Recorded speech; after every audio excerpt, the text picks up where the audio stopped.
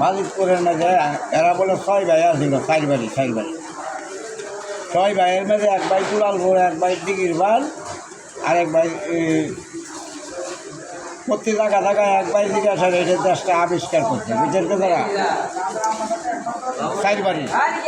এরা হলো খানদানি বংশ, 4 বাড়ির যে খানদানি বংশ করে গেল, অনেক বেড়া বড় লোক, এই বেড়া বড় লোক 4 বাড়ি হলে এরা দিনে এরা যেই দিনে এরা করছে ওইসব গেদুমের কোনো চিহ্ন নাই,